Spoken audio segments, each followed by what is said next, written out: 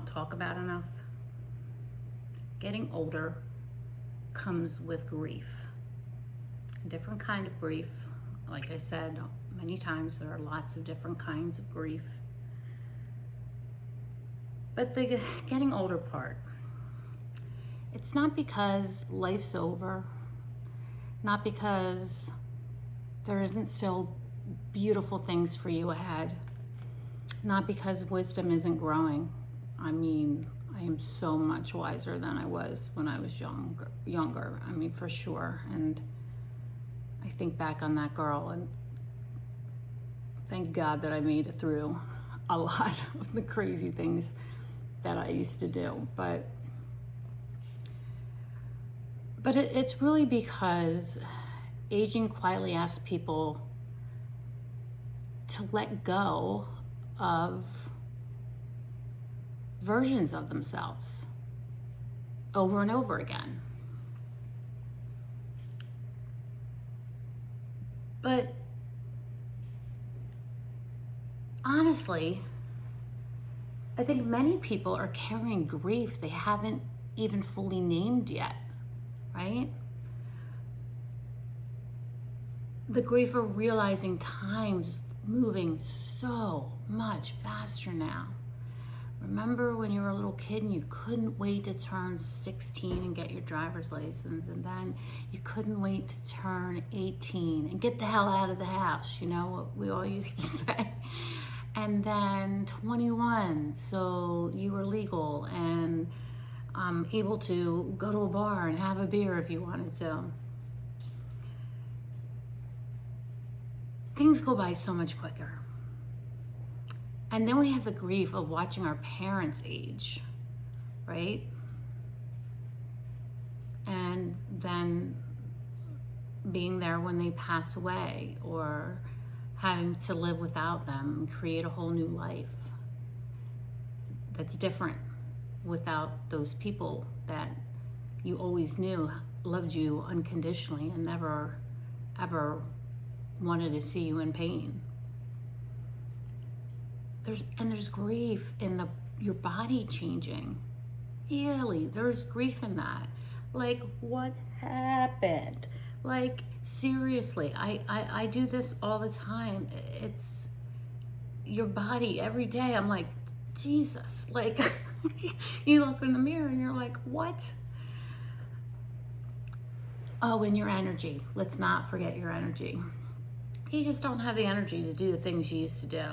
You can't stay as long. You've got to get to bed earlier. Or like me, I'm a night owl, but I got to sleep in later than I normally would. I used to be able to get up and go, even though I went to bed at 4, I'd be able to get up and go by 9, 10 o'clock. Now I'm like, I need more sleep. And the sleep isn't quality sleep, another podcast. But that, you're just sleeping, hopefully, or resting.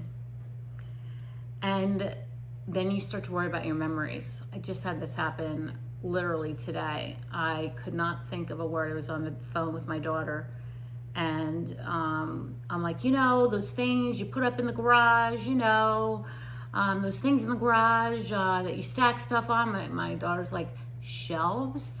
And I'm like, yes, shelves. That's it. I couldn't think of the word shelves. Anyway, your memories start to change, and you start to be like, ugh, what's happening? Your friendships change. They grow. They're there for a time. They change, and maybe they break down. So there's that. You feel less noticed, like you just don't feel like people are paying as much attention to you as they did 20 years ago, or more or less. Yeah, last year. Oh, it depends on how old you are. You feel a little bit less needed and a little less seen. And those are all absolutely types of grief that you go to and through as you're aging. See, my brain. And And a lot of people, most people in fact, are carrying that silently while pretending they're fine. They're absolutely fine. And they're not fine.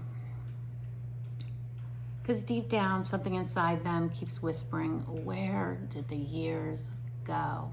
And so often you find that give me 1 second here. I didn't have my phone on silent. I had to put my phone on silent. Anyway, it would be embarrassing if somebody called me right now. Anyway, where did the years go?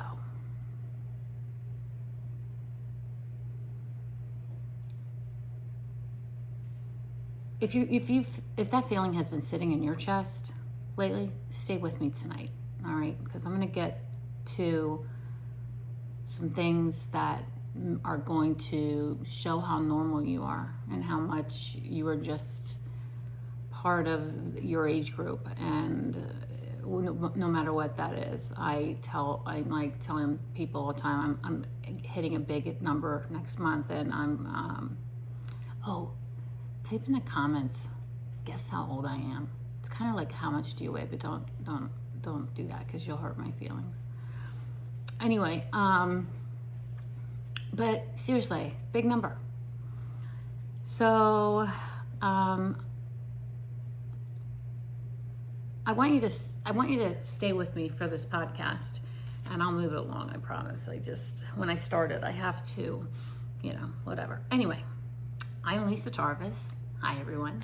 And I help people make sense out of what they're feeling so they can actually feel better.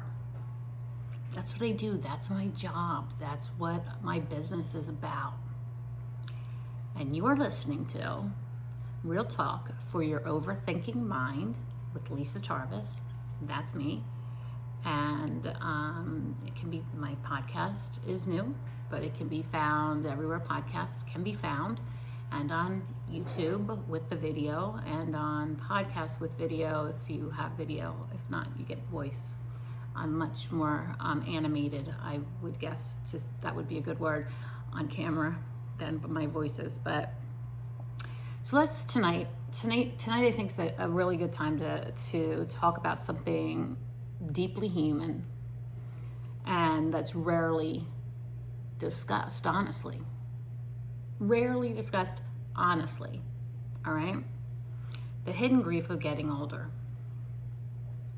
We're not doing this from a place of fear, not from hopelessness or anything of the sort. We are keeping this positive. But it is the truth. It is your truth. If you suffer, if you have this going on with you, if you have this, oh my gosh, I can't believe I'm going to be whatever number. And some of you guys are such babies out there. You don't even know how young you are. But let me tell you, time does only move faster as the older you get. Like, it does not slow down. Like, I always thought maybe after my kids were grown that time would slow down, No, their childhoods went by like that, and their teenage years went by like that, and they're in their late 20s, early 30s now, and it's gone by like that in an instant. So I want to talk about this from the truth. And the truth is, it's not just physical. It's not just the physical stuff you see and your memory your memory having little brain parts here and there and all of that. It's emotional, it's psychological, it's existential, it's relational.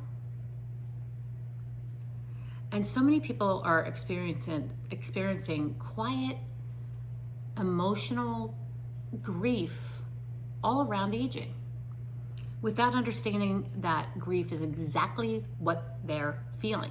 They don't connect that this is grief, that you're mourning something.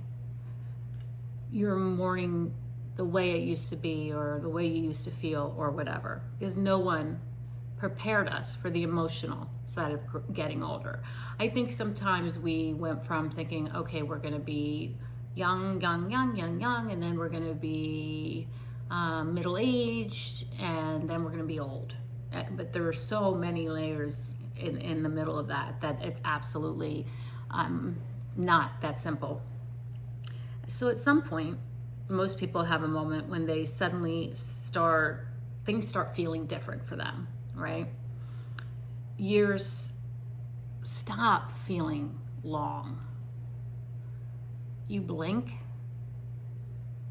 and somehow another season's passed. I go through this every summer the last few years. Like, I love spring and summer, and I dread September, because September is just the start of the seasons changing back into everything dying. The trees, I mean, they're just going dormant. I know, but still, it like bothers me. Like, everything's blooming and alive right now, and when it's spring and summer, but then it all just gets dark and icky, and time changes, and we have to go back to that horribleness of the sun setting at 4:30 and all of that. But so I feel it very strongly this time of year, because I start feeling like, oh, it's going to go by fast. Enjoy it, enjoy it, enjoy it, because you know that, because you've experienced it, because you've seen it, how fast it can go by. So another season's passed, another birthday's passed, another holiday passed. And honestly, that realization can actually feel emotionally unsettling, especially when internally many people still feel much younger than the number that's attached to their age, the number that's attached to them. I feel much younger than I am, and I hope that continues forever, you know?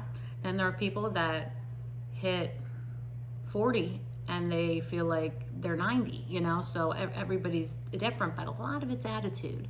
A lot of it's the way you process it and the way you think about it, and whether you think of it as like a cup half empty or half full kind of thing. You know, I'm a half full person, but if you're a half empty person, this is probably even more of a struggle for you.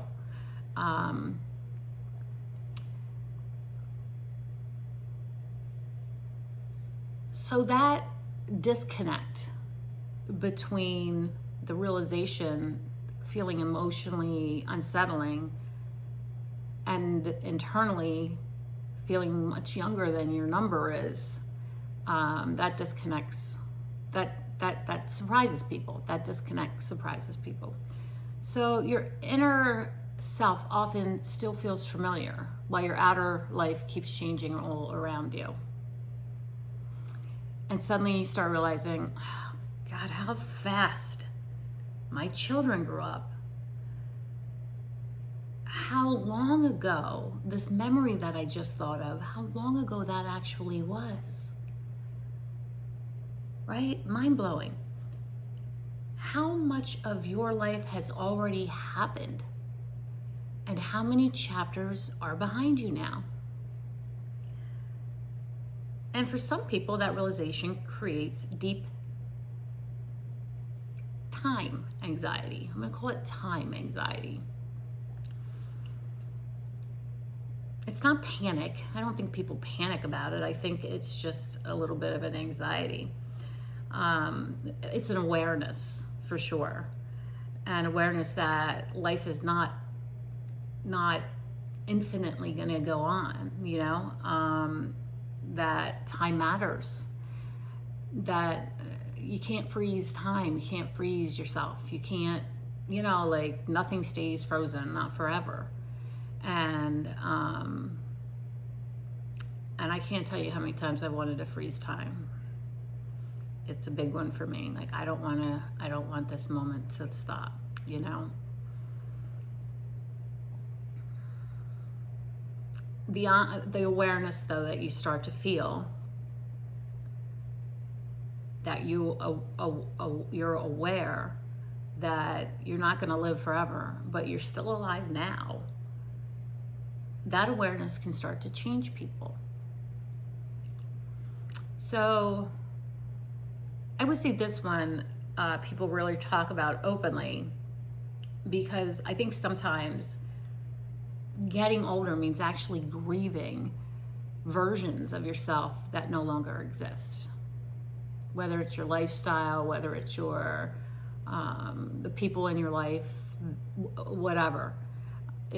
Whether it's the younger version who had more energy, the version who hadn't experienced certain losses yet, you know, the version who still believed certain things were going to happen, that still had those crazy dreams that I can do this, I'm going to make this happen.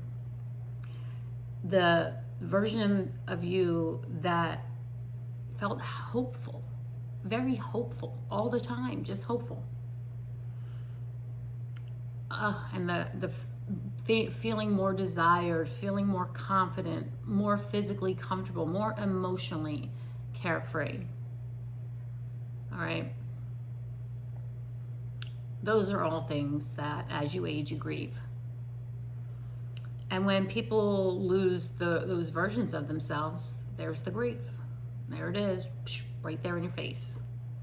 Even if your life is still really good, even if everything's going great, even if you're so grateful for everything you have and who you are now, people can feel gratitude and grief at the same time. They coexist together. That's important because many people shame themselves for missing who they used to be. But honestly, that's human.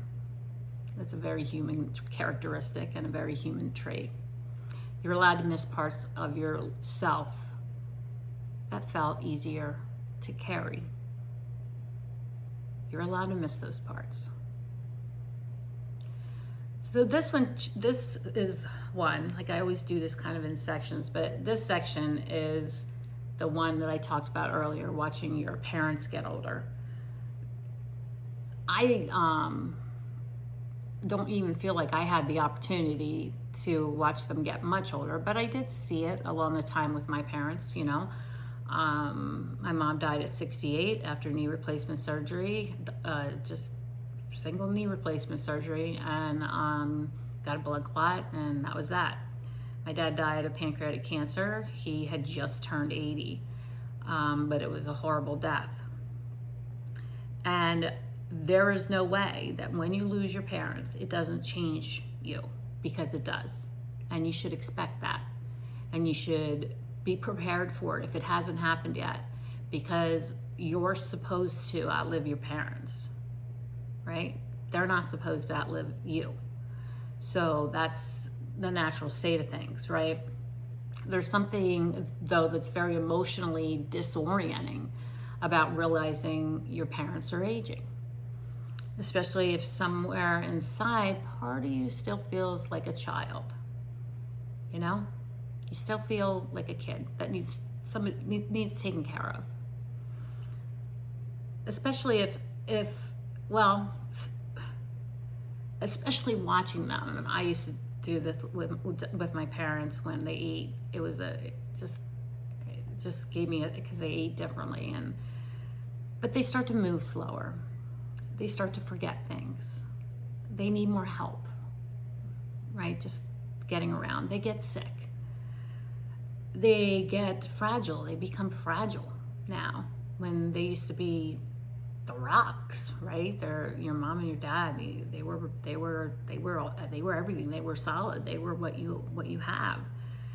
And then when they start depending on you emotionally, that can be hard on several levels. For many people, that shift feels very surreal. And honestly, I think it's because the people who once felt permanent, like they were always going to be there, suddenly feel vulnerable. A lot of adults walk around carrying anticipatory grief about this every single day. Really. The fear of losing their parents, the fear of becoming the older generation, the fear of life changing forever afterwards. Even thinking about it, can create a lot of sadness people don't know how to explain, right? They feel sad. And their parents can still be here, but they feel sad at the idea of their aging. Because some grief begins long before loss actually happens. So when I mentioned the body changing, right? Nobody really prepares people emotionally for body grief either. And I think many people feel guilty admitting this. But body changes can affect identity deeply, not just your appearance, your identity.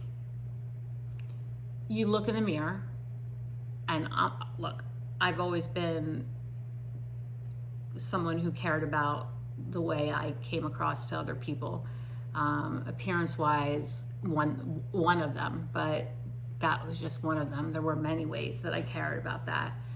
But now you might look in the mirror like I do and notice your skin's a little different. Your energy's different, like we talked about before. Pain exists where there was no pain before.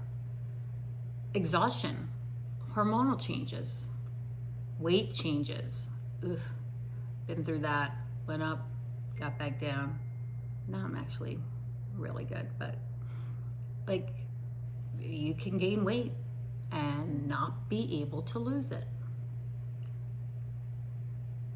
Mostly because of your hormonal changes, but for many reasons.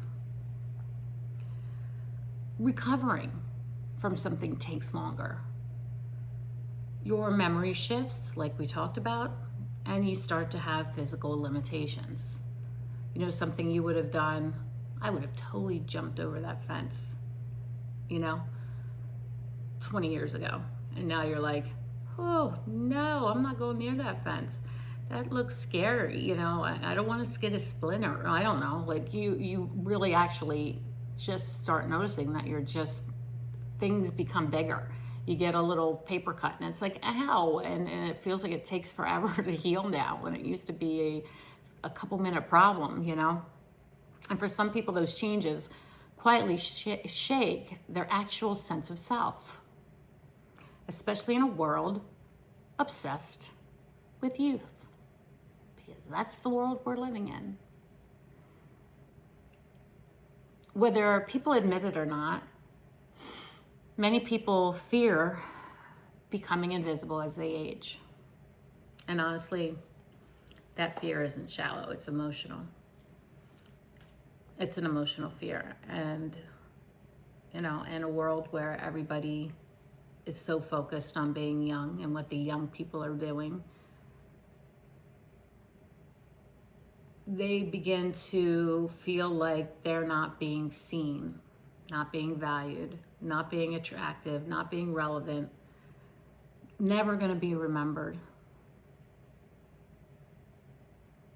not emotionally significant anymore in anyone's life. And when society starts subtly treating people differently as they age, it can really hurt much more deep than people actually talk about. Now I got to go on to this one, and I know I've done podcasts on this before and a bunch of videos on it as well as the podcast, but fear of memory loss, man, that's a big one for me. Many people are quietly terrified of cognitive changes and cognitive decline. They forget a word, walk into a room and forget why.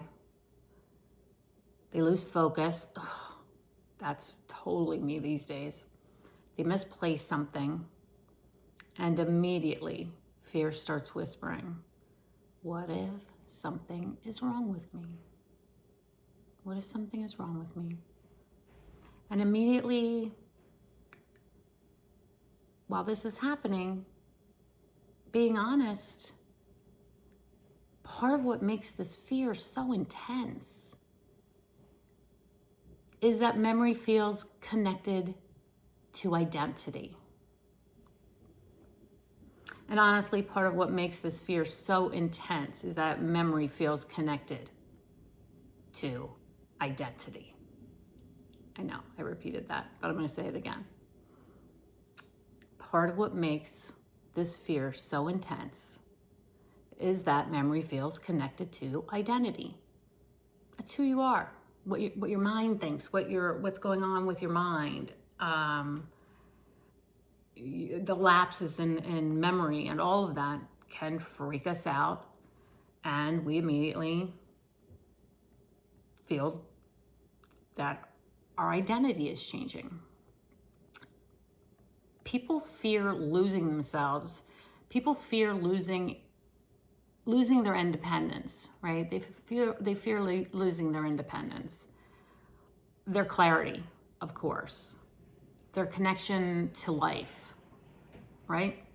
And many people carry these fears silently because they don't want to talk about it, because they don't want to sound dramatic, right? They don't want to sound like they're being dramatic, especially to like your own kids and the other people your age that may be handling it a little differently.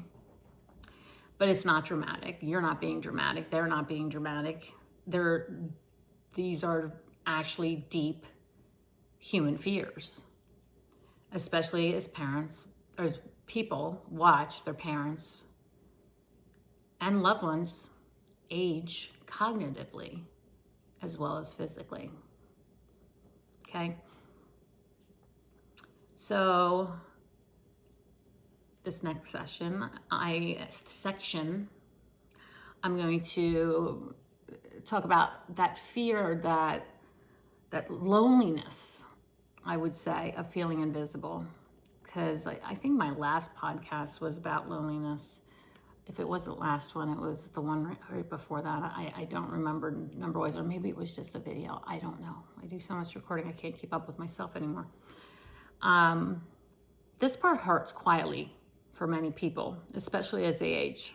Sometimes people begin noticing fewer compliments, fewer invitations, less attention, feeling overlooked or emotionally forgotten, feeling like younger people are more valued than they are as they age. And even if someone logically understands aging, emotionally it can still sting, right? It still stings me, and I know what's going on, but it still stings. Because human beings want and need to feel visible emotionally. They want to feel wanted. They want to feel interesting. They want to feel important. They want to feel connected, right? They want to feel connected. So when people stop feeling emotionally reflected back, when they stop feeling emotionally reflected back by the world around them, that loneliness runs very deep. It's just another type of loneliness, just another type of grief, right? Loneliness is a type of grief too. And as people get older, many people start reflecting on life differently, right? They start thinking about it differently. And that reflection can bring grief too.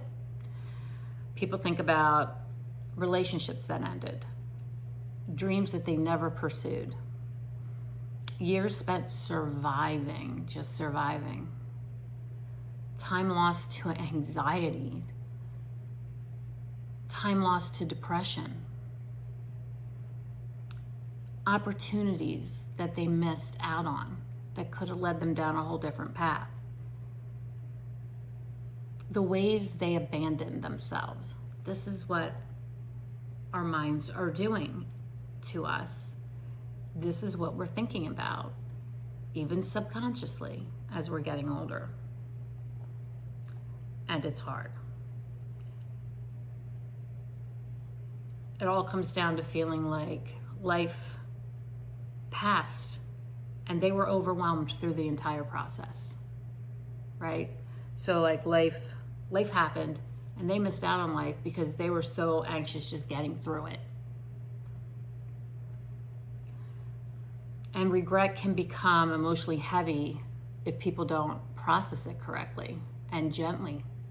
The correct way to process it is gentleness, right? Because people secretly wonder, did I waste too much time, right? Did I spend too much time in that relationship? Did I spend too much time at that job? Did I spend too much time with this obsession or hobby or whatever? Did I miss my chance? Is it too late for me now? Those thoughts are incredibly common, and honestly, they deserve compassion, not shame. And I think one of the hardest things about aging grief being its own thing, is that people often feel like they're not allowed to talk about it. They think I should just be grateful. Everybody gets older. Or it could be worse. My situation could be much worse.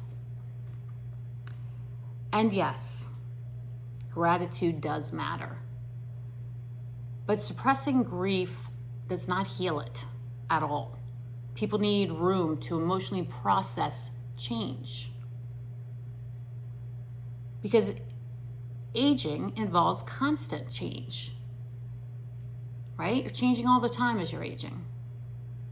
People need room to allow the grief that they're feeling. Even if it's even the changes that are beautiful. They don't have to be negative changes. They can be beautiful changes. Maybe you just move to a beach somewhere and that's your dream you've always wanted to do. Maybe you hit the lottery or your retirement is perfect and you can live the way you've always wanted to. Maybe your responsibilities are a little less because your kids are older. You can have all of that, and those can be beautiful changes. And most people don't need constant reassurance that aging is fine, right? They don't need that. They need emotional honesty, right? They need permission to say, this is hard sometimes. I miss parts of my old life. I'm scared sometimes. With aging comes a lot of fear. I don't know who I'm becoming. I feel emotional watching time move this fast. And honestly, those conversations can become deeper and deeper over time. But they also can become deeply healing. People don't stop feeling alone in their experience. And sometimes something powerful will happen when people actually realize, I'm not broken for feeling this way. I'm human, not broken, human. So if getting older has been bringing up emotions lately, like it has for me, I really want you to hear this tonight. This is important. This is why I wanted you to stay to the end. There is nothing wrong with you for grieving change. There is nothing weak about feeling emotional, watching life move so quickly. And there is nothing selfish about wanting to still feel seen, to feel valued, to feel connected, to feel alive, to feel emotionally important, right? You are still becoming. You are still becoming. Even now. Doesn't matter what the number people attach to you is. It doesn't matter. It's just, that's an attached number, right? Even now, how you feel, you are still becoming. And honestly, some of the deepest wisdom, tenderness, self-awareness, emotional intelligence, and authentic connection people ever experience comes in later life. Absolutely comes later in life. Not earlier. Not earlier when you look better and felt better and had less aches and pains. But now. So maybe tonight, instead of criticizing yourself for feeling emotional about aging, because I'm going to do this, you simply acknowledge something much gentler. Life is changing, and part of me is grieving that. And that's okay. Life is changing, and part of me is grieving that, and that's okay. Because naming grief sometimes softens it, right? Putting a name on it sometimes softens it. And if this conversation touched something inside you tonight, I hope it helped you feel a little less alone in what you've been carrying around with you. Again, I'm Lisa Tarves, and you're listening to Real Talk for your overthinking mind. Episode 11, maybe? I don't know. I don't remember. Anyway, I'm Lisa Tarves, and let me tell you something. You do not have to figure all of this out on your own. Take a breath. Take a deep breath in and out.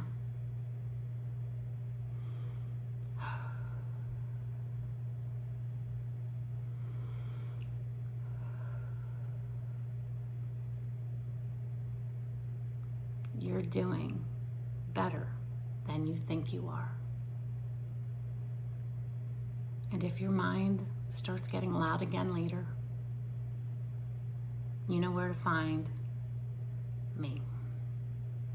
LisaTarves.com, Lisa@LisaTarves.com, social media @LisaTarves, except Facebook, which I don't want to talk about because I've talked about it before and they made me mad. But I'm there. I'm still there, just not under @LisaTarves because somebody hacked my account. Probably somebody very young hacked my account. Anyway, so if your mind gets louder, I'm here. Reach out. I'm here for you.